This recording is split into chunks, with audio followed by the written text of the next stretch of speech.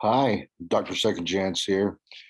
Going to do a little rant today about um, the problem with listening to experts because experts are frequently wrong, especially about predicting trends and the future.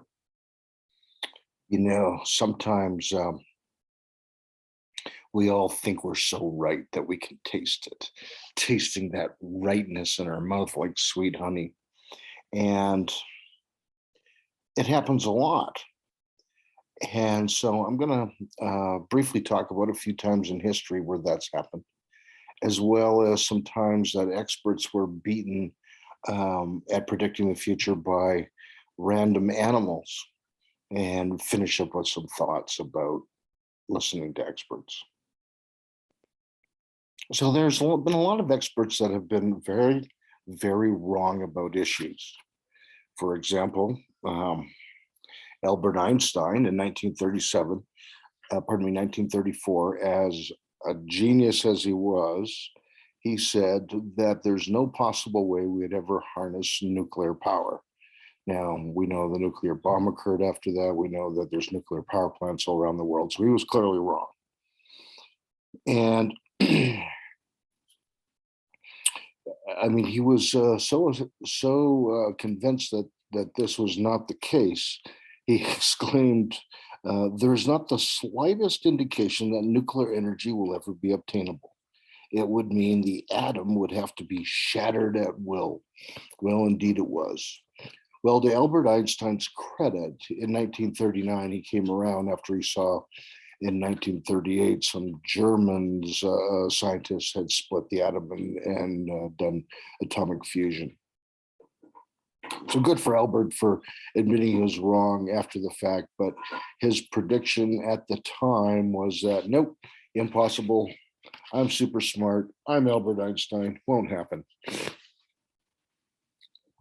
There was a guy named Alexander Graham Bell who gets credit for inventing the telephone. Around it, and he had a patent for the telephone around 1876. Well, he went to Western Union at the time. Now we think of Western Union as like sending money orders, getting money orders, and sending money across the country now.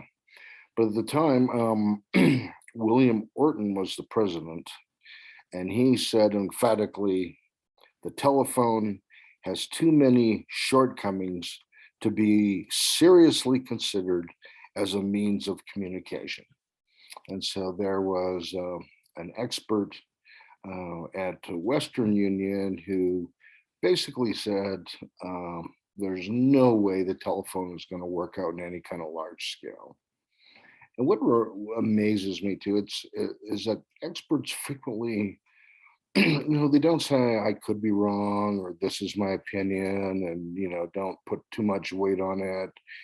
They're always so certain of everything, and and yet frequently get it totally wrong. A guy at 20th Century Fox, an executive named Daryl Zanuck, said TV won't last more than 6 months. It's a fad. Of course, there's like over 1.6 billion TV sets in people's home now. In 2005, there was an interesting guy by the name of Stephen Chen, who was the chief technology officer and co-founder of YouTube. And he was really worried that YouTube wasn't going to survive.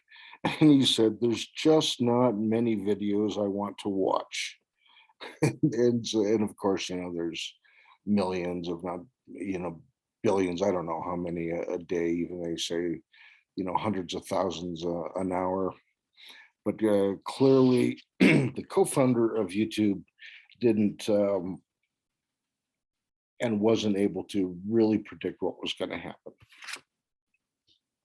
How about the Beatles? Anyone remember the Beatles? She Loves You, Yeah, Yeah, Yeah. Well, they had an audition at Decca Records in 1962. That was one of the leading record labels at the time. And they played a live concert for 2 hours for the executives. And the executives basically said, no, no one's going to listen to you. No one wants to hear four guys with guitars sing. That is so not going to happen. And of course, the Beatles are the biggest selling group of all time. They have sold over 1.6 billion singles and over 600 million albums. And so the management of Decca Records committed which most people consider the biggest screw up of predicting in music history, and not signing the Beatles. And so, oh, here's another one. I like this. In 2007, Steve Ballmer, Microsoft CEO, said there's no chance the iPhone will get any market share. Of course, the iPhone has the most market share today and sells billions of dollars worth of iPhones. Totally wrong. And yet this was the CEO, very intelligent man, well-educated, expert in the field. And, sometimes I wonder, is this an expert just screwing up and really just getting something totally wrong? Or because he's a competitor, was this a chance to make a statement to to try and put down his competitor and get a marketing edge? Could be. The motivations for listening to experts their motivations are not always pure. Experts will say, some experts will say almost anything for money.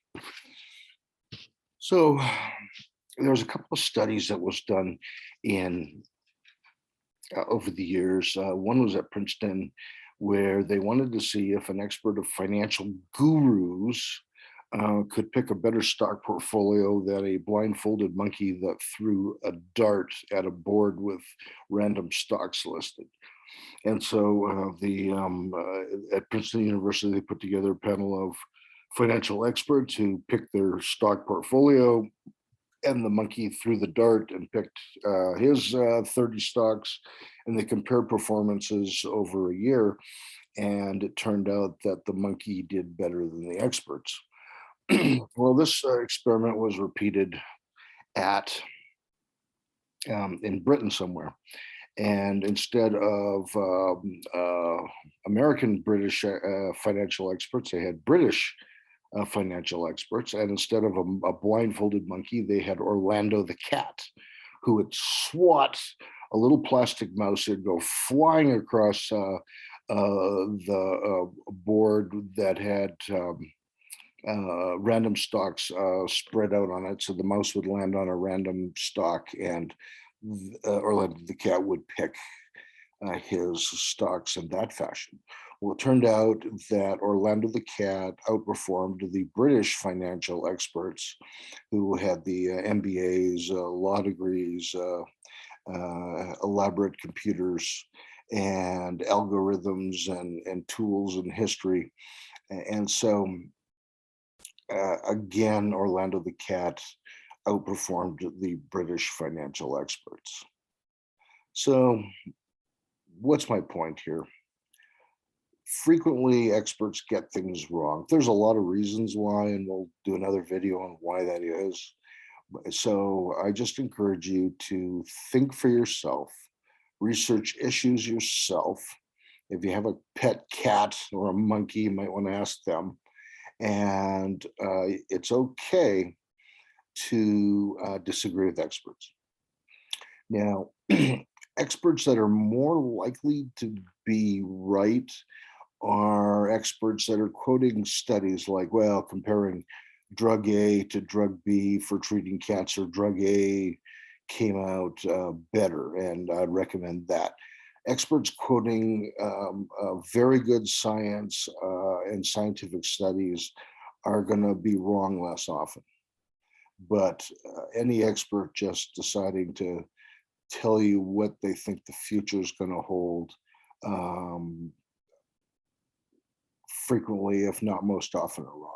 So think for yourself, people. Anyways, I'm Dr. Second Chance, and that's the end of my rant for today.